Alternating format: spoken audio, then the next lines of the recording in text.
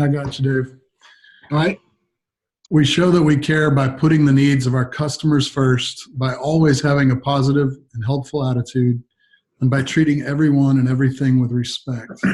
By living our code of values, we enjoy life in the process. Awesome. Awesome. Thank you, Jason. So today's focus on this session is going to be on client notes, print reports, classic reports, emailing proposals, and file documentation relative to the proposal. So before we get moving on this, were there any questions or anything that was relevant to the session we did this morning that people were kind of walking away from and wanting to get answers for?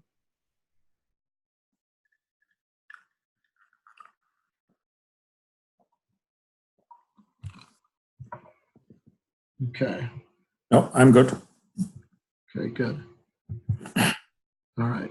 So let's change this and let me get my GGPro up. Share my screen.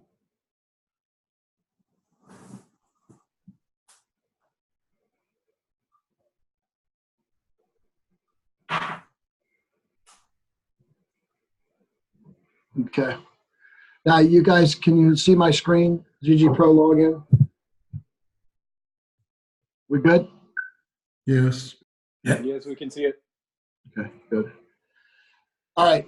So we were working on some estimates, and what I want to do is take it to the next level. So this is where we're actually going to go and start doing some proposals. So what I'd like to do is I'm going to quickly just create an estimate that we're going to use. So I'm just going to go into my sandbox.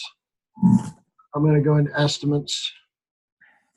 I'm going to bring in a, we'll just call it a residential maintenance.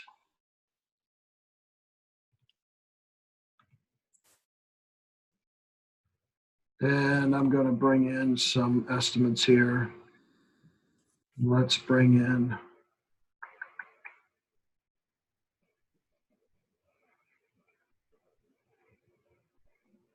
let's see what comes up. There's some mowing there.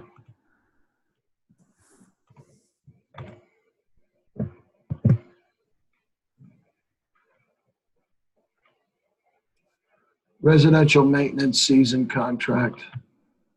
And I'm just going to bring in just some basic services: mowing, trimming, bed weeding, spring cleanup, and let's do fall cleanup. We'll just do like essential.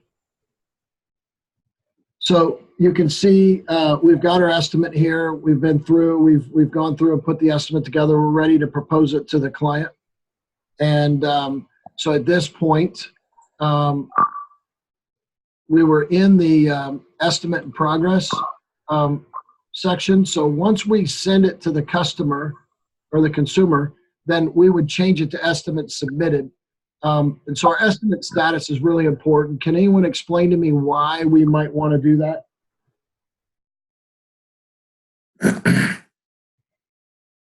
Or if you've got someone else doing estimates for you, you can see what's submitted, so you can look at it to approve. That's right. Tracking So, metrics. Go ahead. Tracking and metrics. Absolutely. Absolutely. And we're going to spend some time in these sessions. We're going to go through some reports and stuff so we can talk about metrics. I might just go ahead and have one whole session on just metrics. In this point, we're looking at if an estimate's submitted, and I'm just pumping out the estimates. So let's say I'm running 5, 6, 8 estimates a day, and I've submitted them, but I haven't gotten an answer back from the client yet. So I can actually go back and run some reports based on my estimate status, and it's going to essentially tell me who's in limbo and who I need to reach out to. So it's not doing it from my memory or from a notes that I had or post-it notes. It's in the system itself. So it's really important to use that. Review and approve is actually set up so that if you have somebody estimating for you and they may go ahead and put an estimate together and they'll move it to the review and approve stage. If you're doing estimates and you want your FBC or me to review your estimate, move it to the review and approve status. That way, then you can always go back and you know exactly where to go and isolate, pick those estimates back up again. Once, if an estimate's lost, then you're going to go in and you're going to classify that as a lost estimate. This is important because this helps us with our close rate. So we've got this many leads, this many estimates, we've got this many that we proposed in dollars and this many lost. And so it helps us in our metrics and our close percent. Then we have estimates on hold. And so it's not often that you're going to have estimates on hold. It might be where you're in the middle of putting an estimate together and I don't know, somebody decided that they didn't have the money and they wanted to maybe do the work next fall. You might put the estimate on hold. Contract signed is pretty self-explanatory. Contract in progress. If I was in the meat of the season and we were actually giving a price and we're going to mow them, this week or next week, I might just move it straight to contract in progress because it's in progress. The contract signed is a good one for, say, when you sign a contract with somebody. Let's say it's a commercial contract and the customer signs the contract in October, but the other contractor's not done until December 31st. At that point, you're not taking the contract on until January. Then contract signed is really more relevant, and that's what you'd select. Contract plus billing complete is a way to be able to initiate it so that we can go back and show that we've closed that out. So when we're going in to do our renewals, we'll take our 2019 contracts and we'll go back when we're creating our 2020. We'll actually change our 2019s to contract billing complete. And that way then we can kind of see that visually. We can see what we've closed out in and what we're bringing in the renewal process. Any questions about estimate status before we move on? Nope. Pretty self-explanatory. We've got contract start and end date, and we kind of talked about these things before, but in this case, let's just say our contract start date is going to be Feb 1st. Not Jan 1st, Feb 1st. Dave, Yes, sir. what is the main use of this contract date? Does it have any actual implication or is it just for control? Yes, this would be the contract period. So this kind of sets the period. This is the service period to a certain degree. And so once we hit the end of our contract date, then we're now, we need to have another contract signed and in place. And we call that renewal. That would be a renewal contract. But in the system, it doesn't do anything. Oh, yeah, it does. Yeah, it does. So if you go over to, I don't have a lot in here because this is the sandbox. So if you went into service and you went down on the right-hand side, you're going to see where we have our contract start and end dates. And so we can actually come in here and we can run some reports based upon, contract billing complete. And then it'll show contract start and end dates. And this is kind of what we use to manage our renewal process. Got it. Okay. That makes sense? Yes.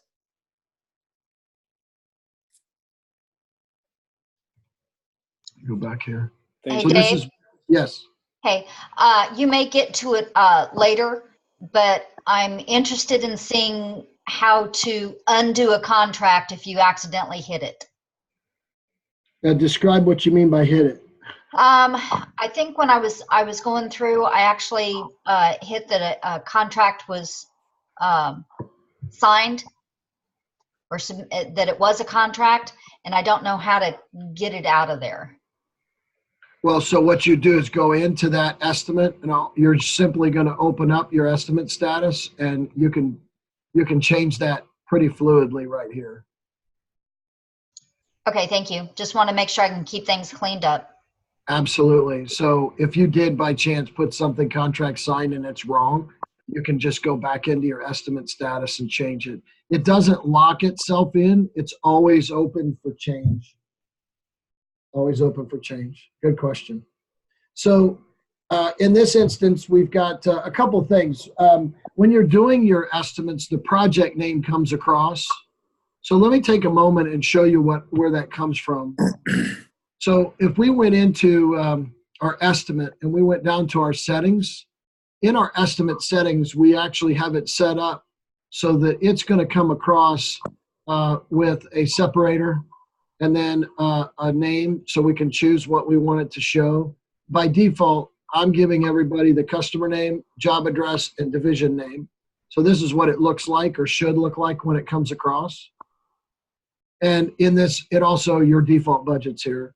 But just so you know, your default estimate name is actually set so that when you create an estimate, it will come across with that in place. So here you can see it came across with a name. There would be an address in that if I had that in there. Any questions about that? No. So one of the things that I think I like to do, this is just a personal deal, is I would put 2020 lawn and landscape maintenance. I might take residential out of that. I've already got the division there. So now this is what's going to go across, 2020 lawn and landscape maintenance. If that was snow, it might be 2019, 2020 snow and ice. Or if it was a cleanup job, I might put 2020 winter cleanup. If it was a seeding job, I might put 2020 seeding or spring seeding.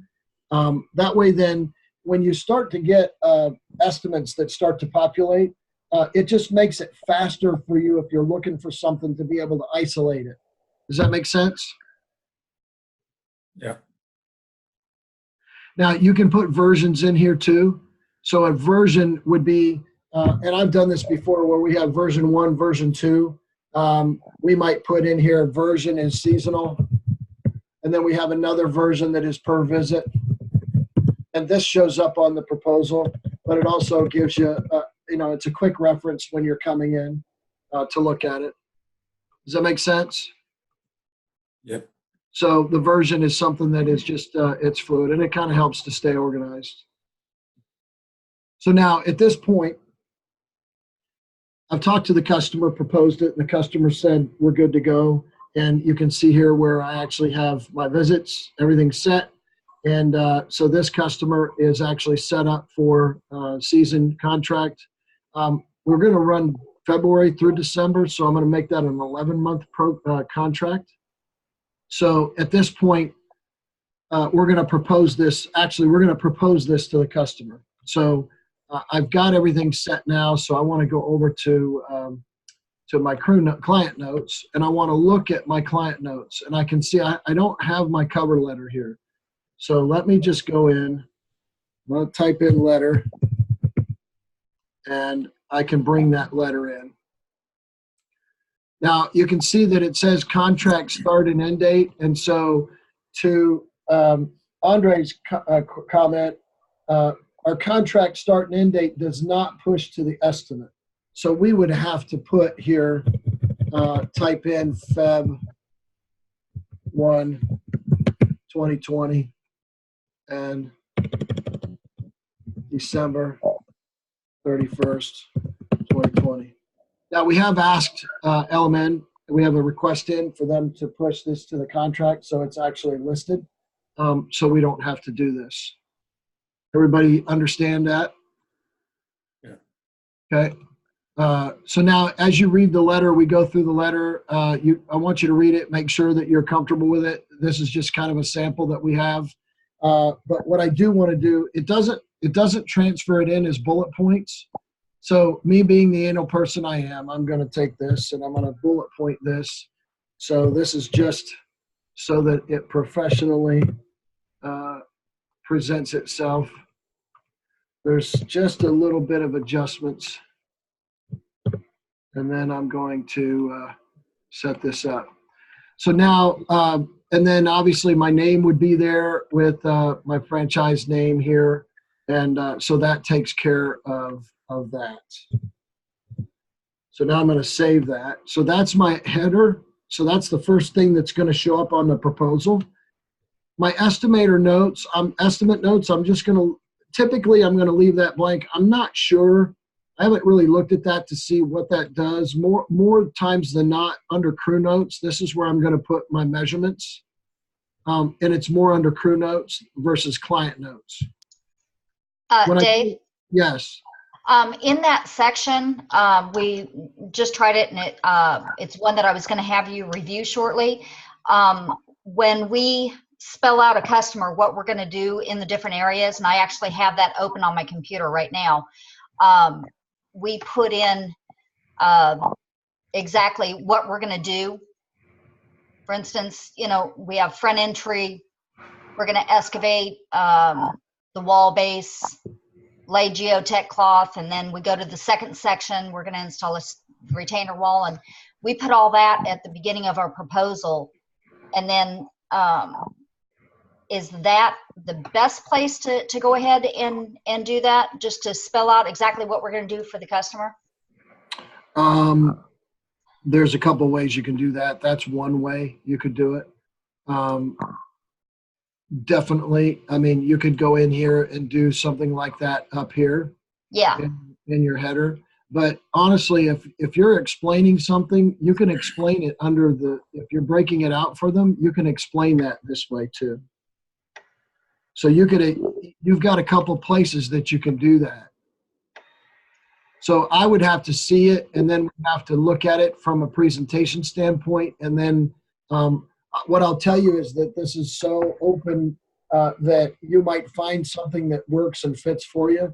And it's extremely flexible, and what works for you may not be the way somebody else proposes. You've got to settle into what you're comfortable with and what you're selling from. So does that make sense? Yes. Yes. But I don't think that there's a right or a wrong way. It's just, let's take a look at it and make sure that as we're presenting it, that it flows well, and it's something that the consumer can easily go from top to bottom and not be confused. Okay.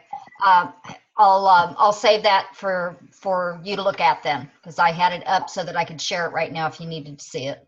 No, that's all right. We're going to keep going with this one, but I appreciate that. Thank you. So now we've got mowing, and we've got some specific mowing specs here. Now, if you wanted to, and you go to your terms and conditions, and we type in mow, you're going to see that we have a litany of, we have a GC3, we've got mowing, trimming, and blowing, and we've got mowing. And so we've got these three different options that we can choose. Does everybody know where these are?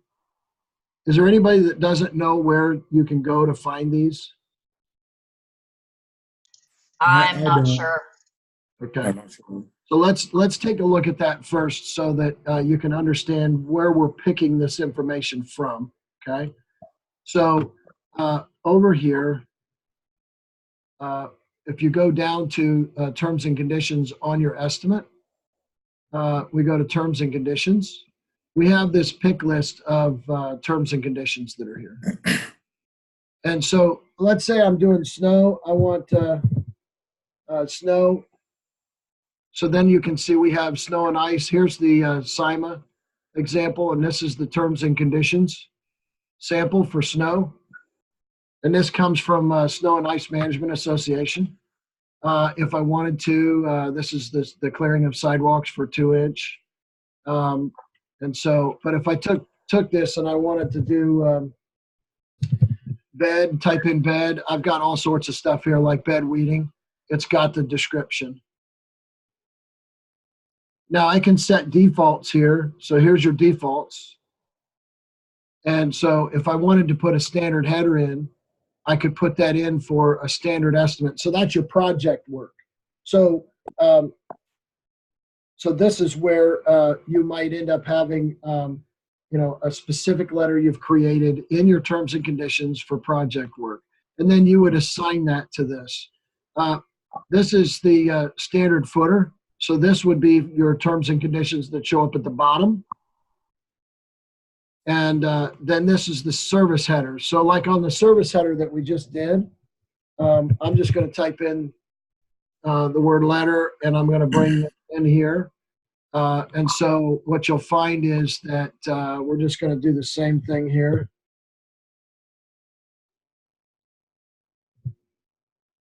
Let's see. Hold on a second.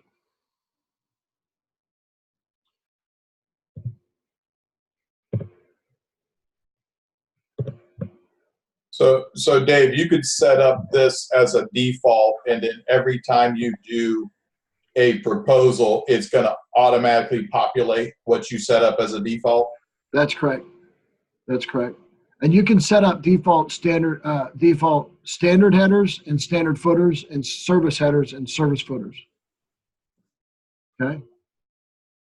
So then that's there. So next time you go to create an estimate and you pull a service estimate, this will automatically populate for you. But you can see we have, like, this is for snow and ice. So I could bring something like that into. Just remember, if you two of them, you got to delete the one before you bring another one in. Otherwise, it stacks it on top of each other. Dave, the standard service applies for service estimates? No. Sorry, the service headers that you have right there.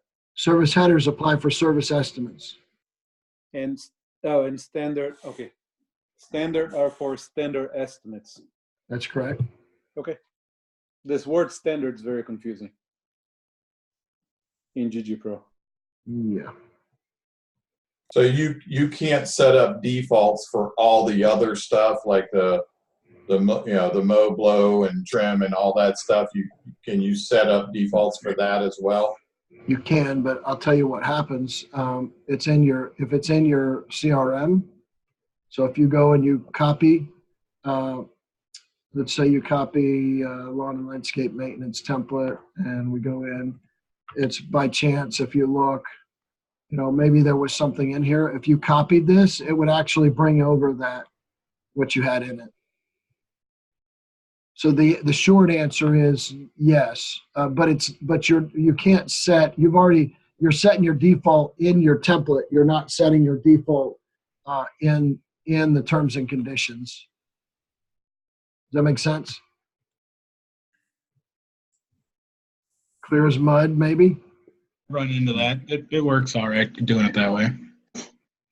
It's good. Well, that's the way you do it, is you put it into your template, and then when you copy your template, it brings it over automatically.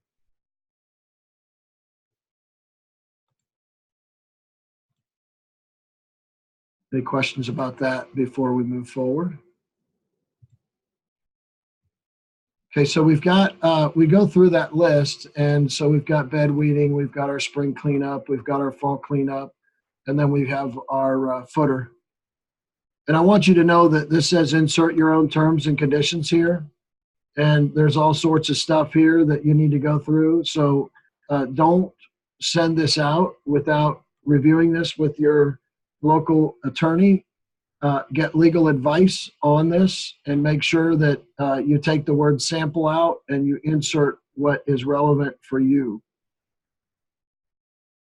We're not legal advisors, and I'm not going to give this to you and tell you to use it out of the package. It's going to be something that is there as a sample for you to review, and you're going to make a conscious decision to update this based on your location and the advice you get from legal counsel.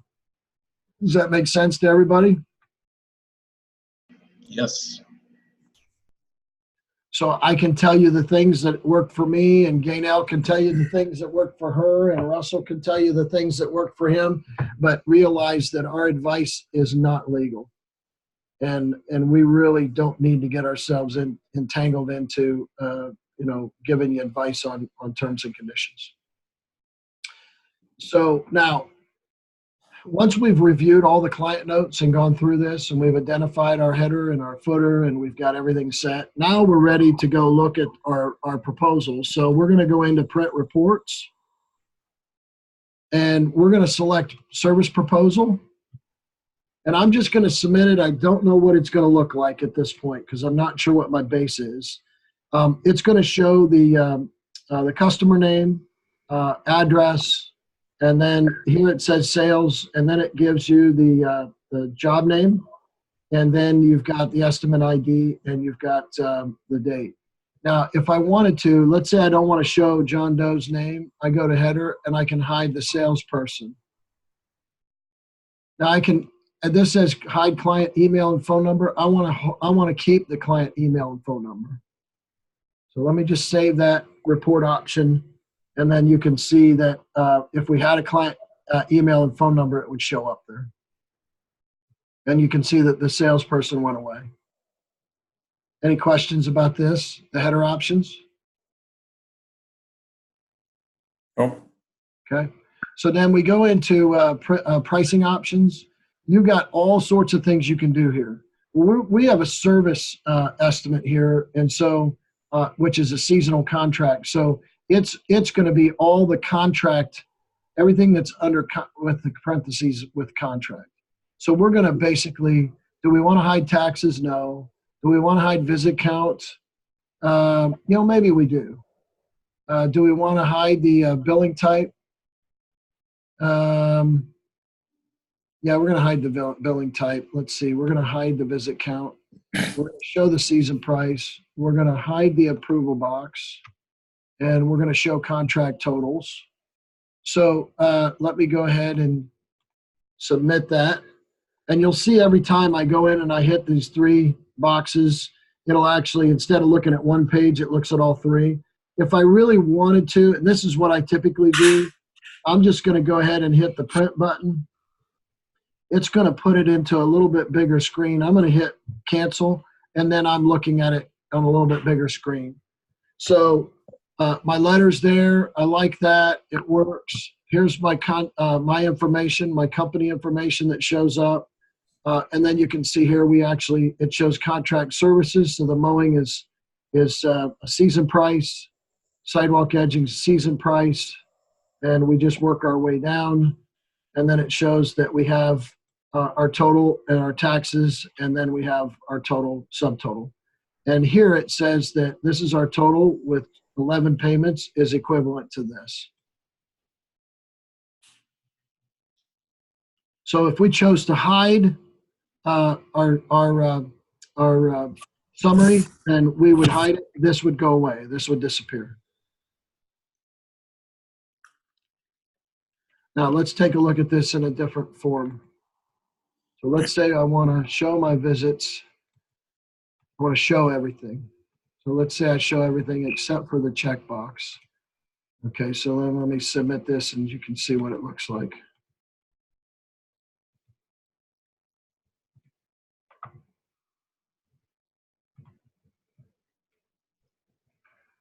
So here you've got 28 visits per season, $50.40 per visit, season price total. So this actually gives you more detail, right?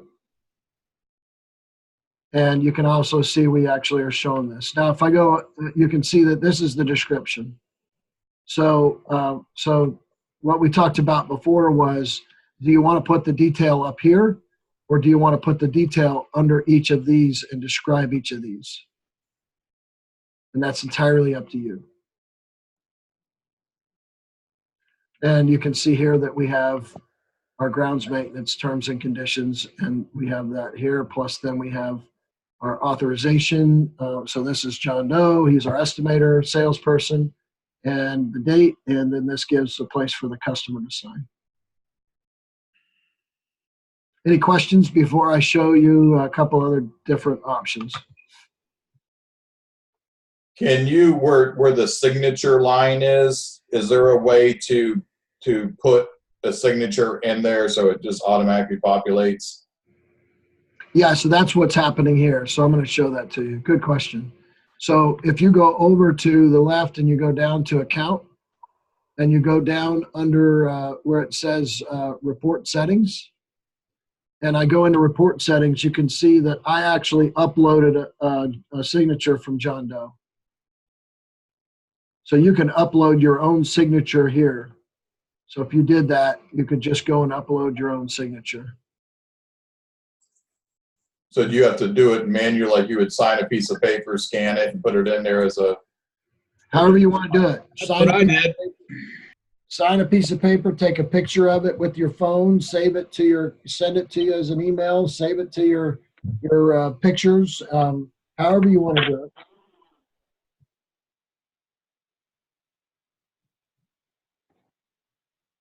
In order, while I'm here, in order for, you can see emails on proposals, so this shows up here.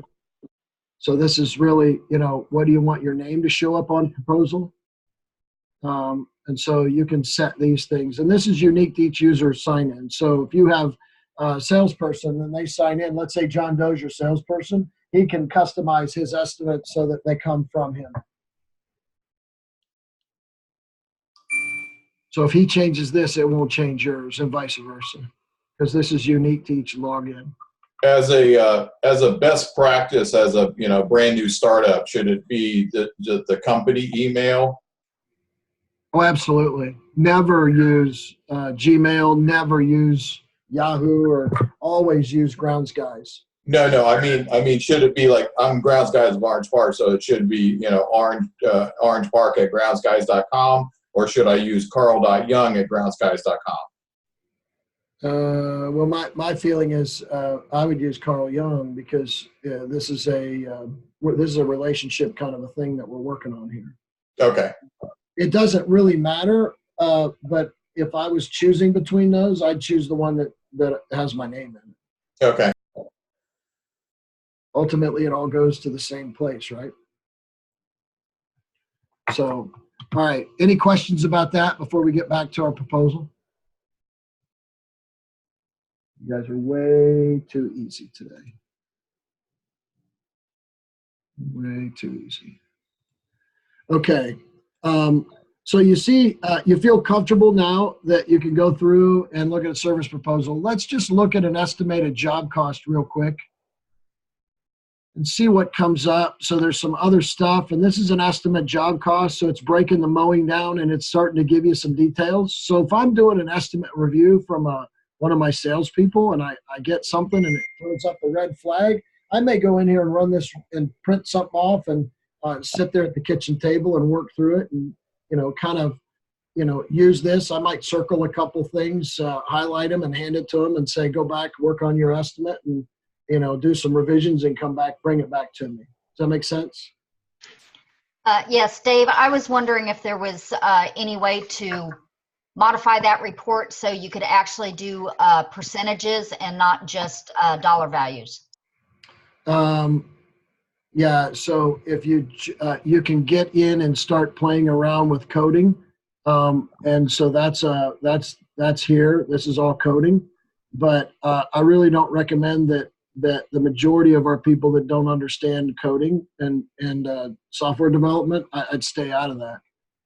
So no, these are fixed, and whatever options you have here are fixed. Okay. Isn't that in the analysis, the pie chart? Well, it is, but we can go down this rabbit hole of getting percentages. My point is you can't modify this, and so there are some other reports I'd like to show you in the presentation of it to the customer, as well as some other reports. And but no, this report I can't modify to get percentages. You can see here where I can hide some stuff and I can add some stuff in. Similar, it's very open to make some changes.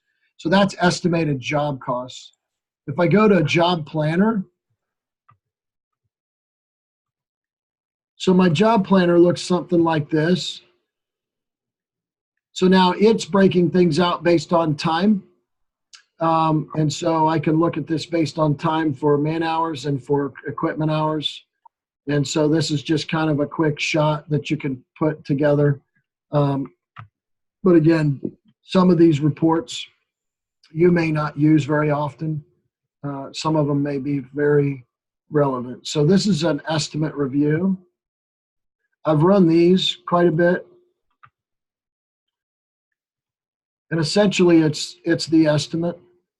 but instead of it being the proposal to the customer, it actually is the estimate with the detail that we had put in. So that's almost identical to, you can actually run this through. So if I was doing a review of people's proposals, and let's say I didn't have my phone or my computer with me, I might print these things, put them in a folder, and might sit at my in-laws kitchen table and walk through them and do a review.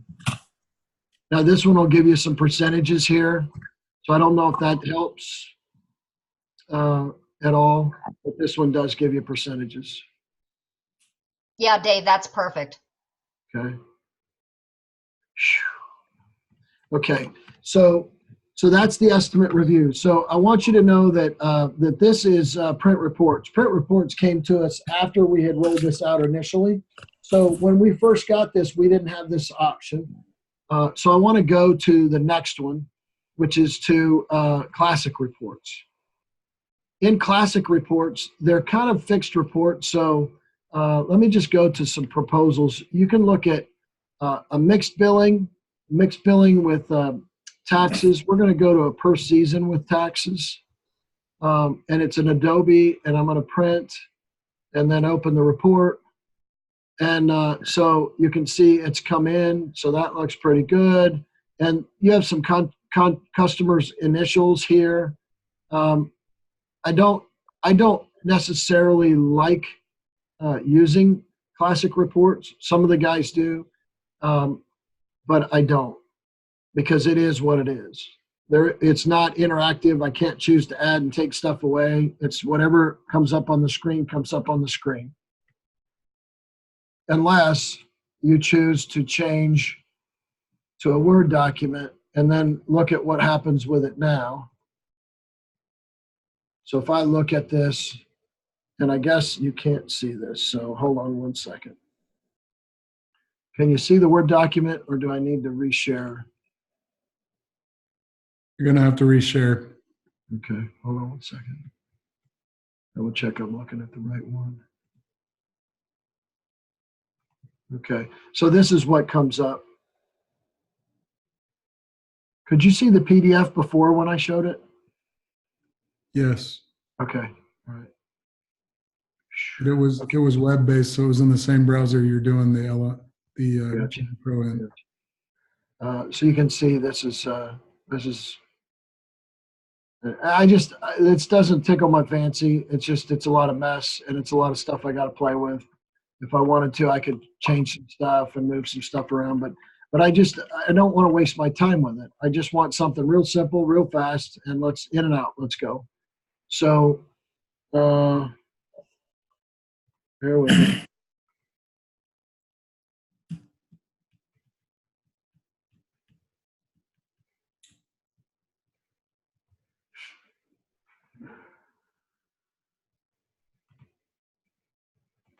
Okay, found it. Now you can see, let's see, I'm back in the estimate now. You can see this. I want to make sure I'm on the right page. Yes, we see. Okay, good. So, and you can continue to go through and select these proposals. If you find that you like this stuff, listen, by all means do it, but it's not something that I'm too excited about. I don't really coach it. I don't use them, but they didn't take them away for the people that got used to them and liked them. This is really this is where I hang out, right here in the service proposal. So any questions about this that you guys have?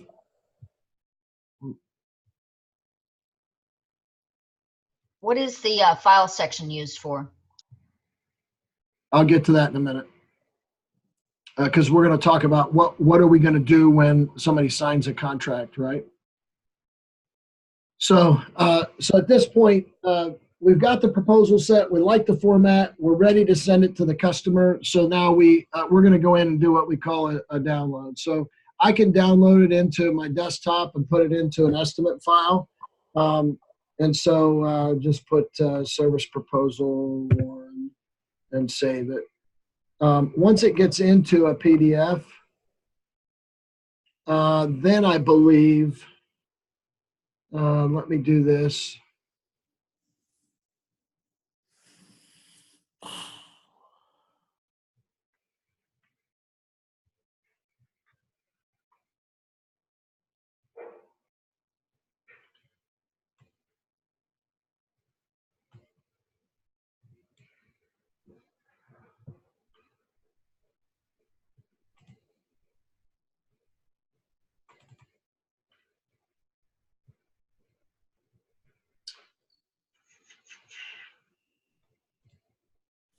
Let's take this up.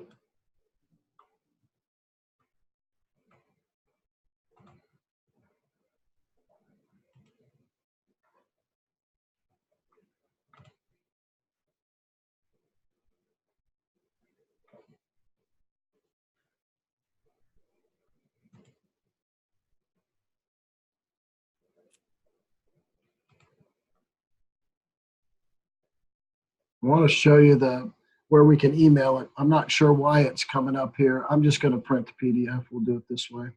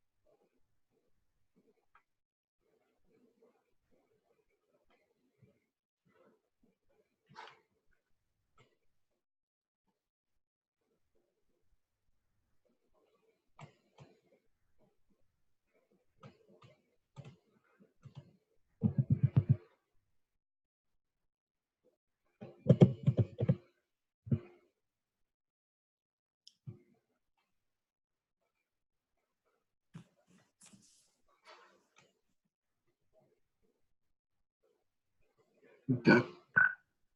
It took me a little while to work that through. Normally, it doesn't take me that much. They did an update on my PDF, and I haven't done this in a while, so I had to go through some stuff. So you can see here where I've got the service proposal, and I've got it saved. And if I just go up to here, it'll actually take me in if I selected this to link over to Outlook. And then I can actually send the service proposal out from the PDF. So that's essentially what it is. You're going to have the document, and then you're going to take the document and you're going to send it, and you can do it straight out of the PDF file. Any questions about that? Because always comes up of how do we email it out of the system. Dave, the way I did it, I just saved it as a PDF and then went to my email and did it as an attachment. I mean, it's 6 of one, half dozen of the other. Well, that's essentially what I did. I saved it to my desktop. I opened up the PDF, and I chose to do that, or you could actually choose to do it the other way, right? So 6 one way, half dozen the other. But the fact is that, you know, this is how you would actually email your proposal. Now, I want to show you, let's go back into GGPro. And let's get to that next question. Can you see the service proposal now? Yep. Okay. So then you can see up here, we have files. So when the customer signs the proposal and brings it back to you, then we're going to go to files. I'm going to go to upload files. Let's just go up here to the desktop, and let's go to service proposal. Open it. And so now our signed contracts put into this estimate, it's sitting right here. So now if I wanted to look at it, I can open it up.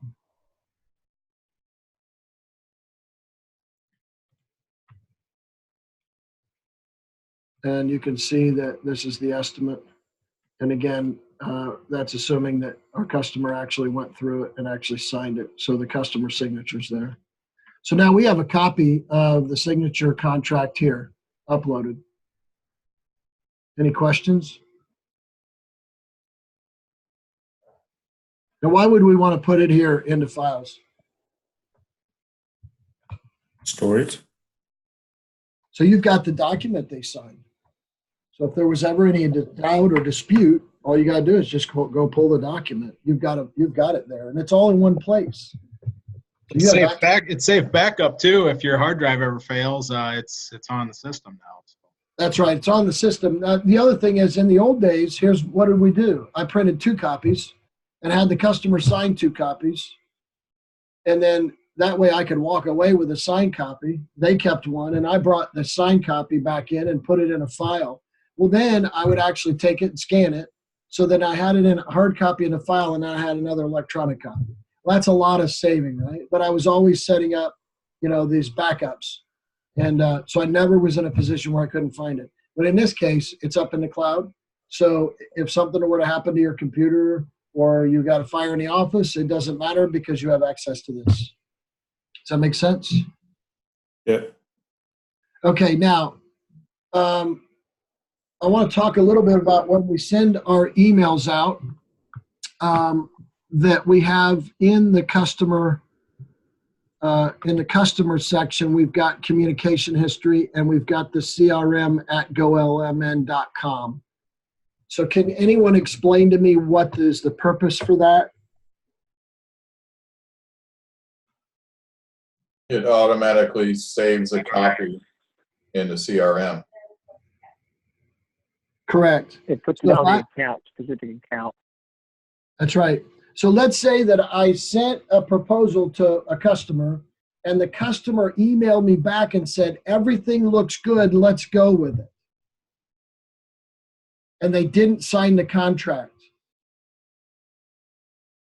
Then what I would do is I would BCC CRM at golmn.com, or I would actually just send it to CRM at golmn.com. I would send it to it, or BCC it. This is what you do. You BCC it, respond back to the customer and say, thank you very much. We'll get you your first stuff set up.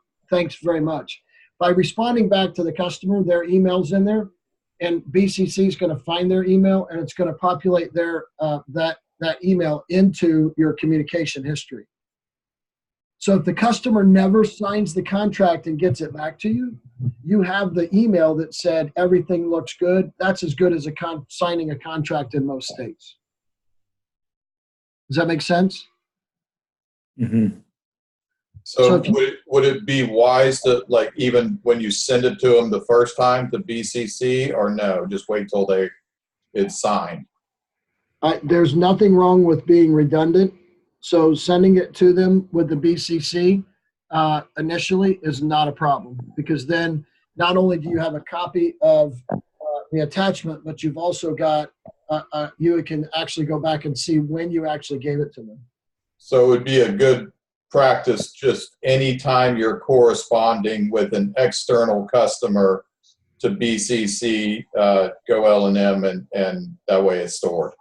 That's right. Now I can tell you, like James Londot in Maryland, Annapolis, he just BCC, he put BCC automatically in all of his emails. So he BCC CRM at golmn.com every time. If he sends me an email, there's a BCC that's in that email.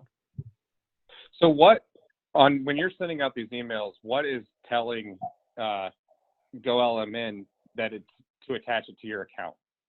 So what happens is CRM at golmn.com, basically, it means that when that email is received in that server's taking that email, scanning it, and it's looking for an email address that matches up with something in LMN. And when it finds that matched email address, it will populate that into the communication history for the email address that's associated. So the email address that's associated with that account. Does that make sense? Yeah, that makes sense. So the value of this is that anytime you're communicating with somebody, you can either go back in here and manually enter this stuff, or just copy it to just CCRM at golmn.com and just add that to your BCC. And if it can't find an email address, it's just going to throw it out as junk.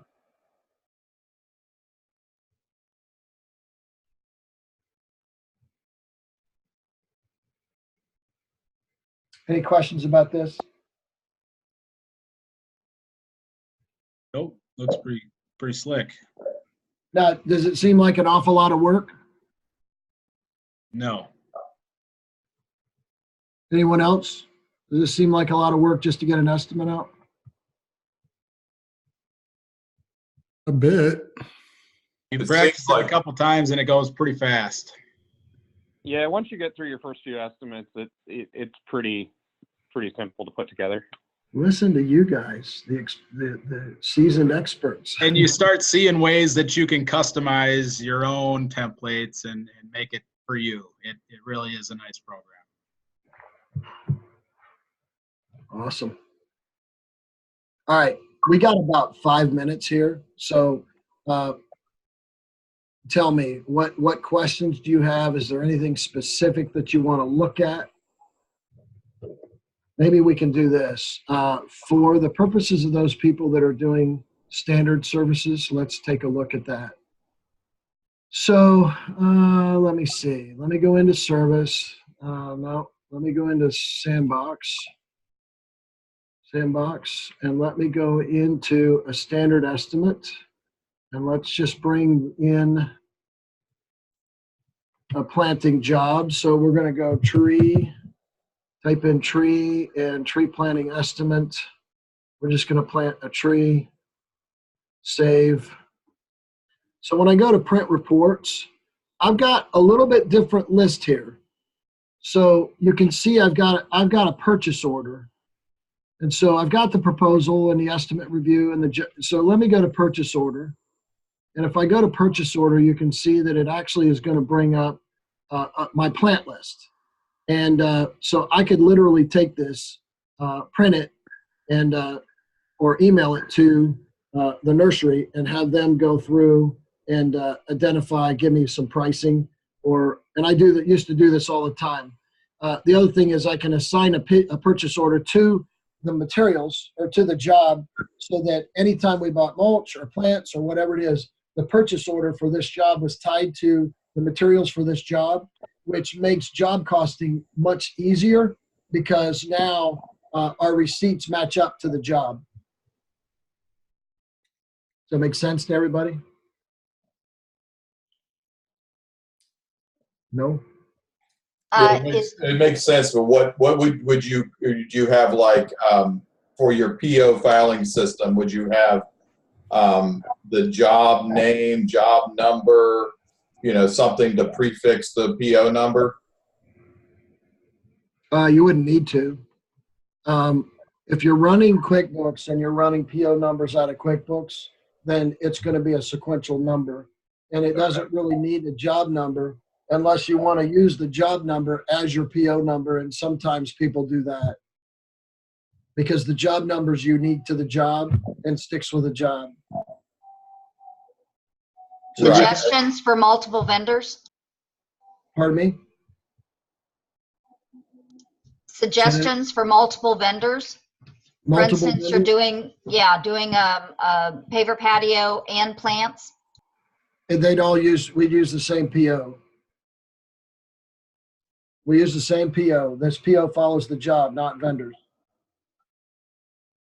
So if my PO number was 12, then if I went and got plants at the nursery, then when they go in, they're going to say, what's the PO for this job? It's 12.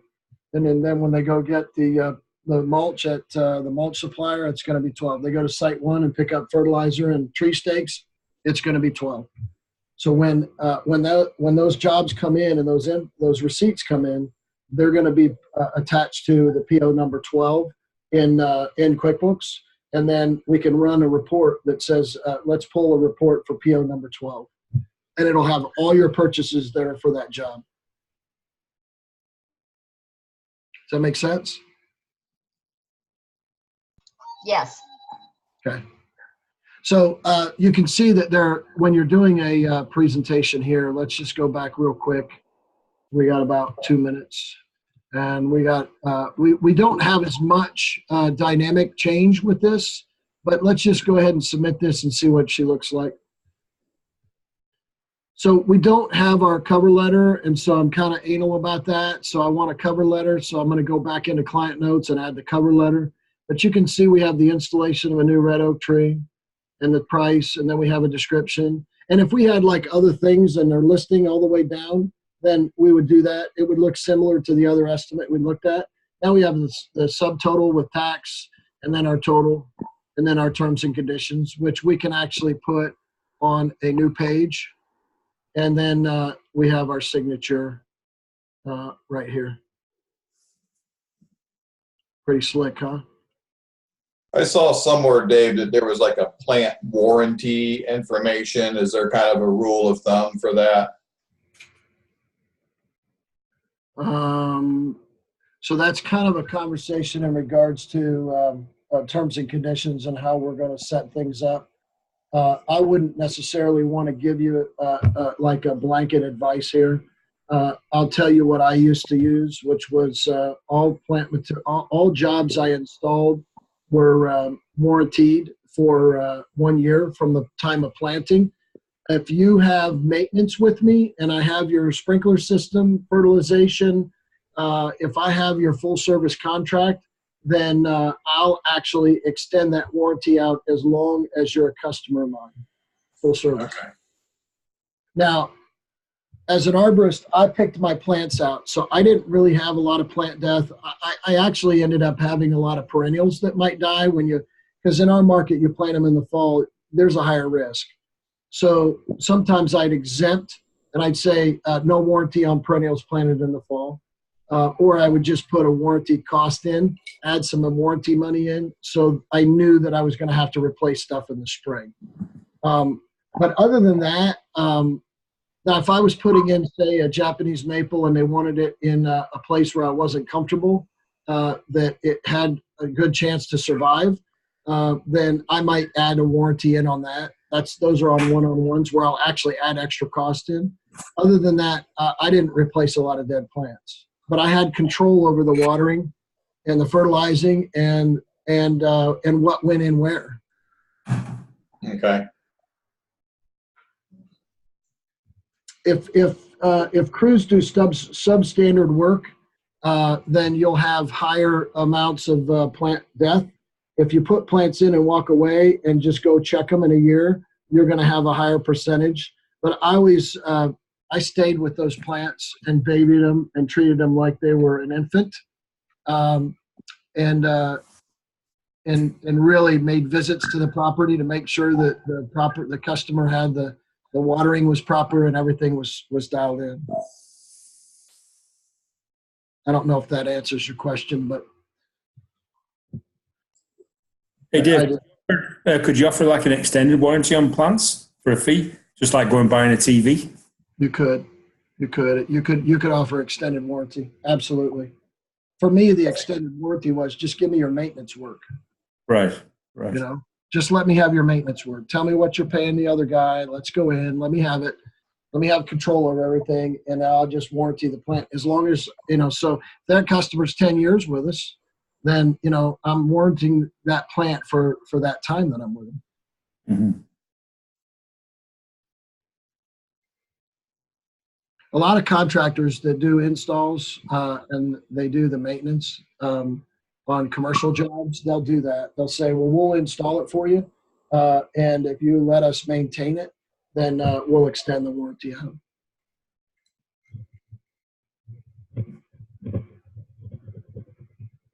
All right. Any questions, comments? Was this helpful? Yes. Okay, good.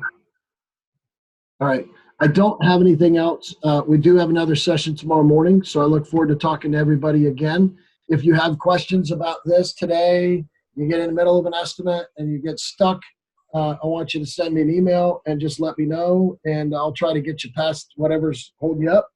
And look forward to talking to you guys one-on-one and seeing you again in the next workshop. Have a great great evening or afternoon, depending on where you're at. Thanks, Dave. All right. Thank you. Adios.